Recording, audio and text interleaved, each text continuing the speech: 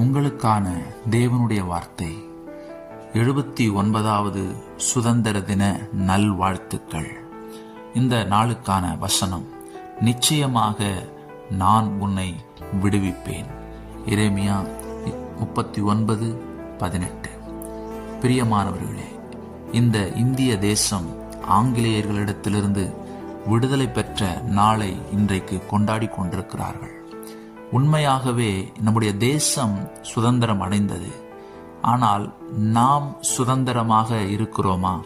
நாம் எந்த அடிமைத்தனத்திலும் இல்லாமல் இருக்கிறோமா என்பதை நினைக்க வேண்டும். ஆம் பிரியமானவர்களே, நமக்கு ஒரு சுதந்திரம் தேவை, விடுதலை தேவை.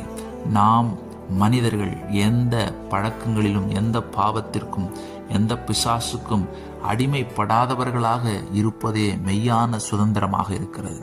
அதற்காக அநேகர் முயற்சிக்கிறார்கள், ஆனால் எந்த பலனும் இல்லை. ஆம் பிரியமானவர்களே, வேதம் சொல்லுகிறது, இயேசு உங்களை விடுதலையாக்கினால் மெய்யாகவே விடுதலை ஆவீர்கள் என்று. இயேசு நமக்கு விடுதலை தரும்படி, எப்படி நம்முடைய முன்னோர்கள் சுதந்திரத்திற்காக போராடி சுதந்திரத்தை பெற்று தந்தது போல, இயேசு நமக்காக கல்வாரியில் ரத்தம் சிந்தி மரித்து உயிர்த்தெழுந்து அடிமைத்தனத்தில் இருக்கிற பாவ அடிமைத்தனத்தில் இருக்கிற ஒவ்வொருவரையும் விடுதலையாக்க சிலுவையில் மரித்து உயிர்த்தெழுந்தார். அவரை விசுவாசிக்கிற ஒவ்வொருவரும் முழுமையாக 100% சுதந்திர காற்றை சுவாசிக்க முடியும். வெற்றியோடு விடுதலையோடு வாழ முடியும். கர்த்தர் தாமே உங்களை ஆசீர்வதிப்பாராக. ஆமென்.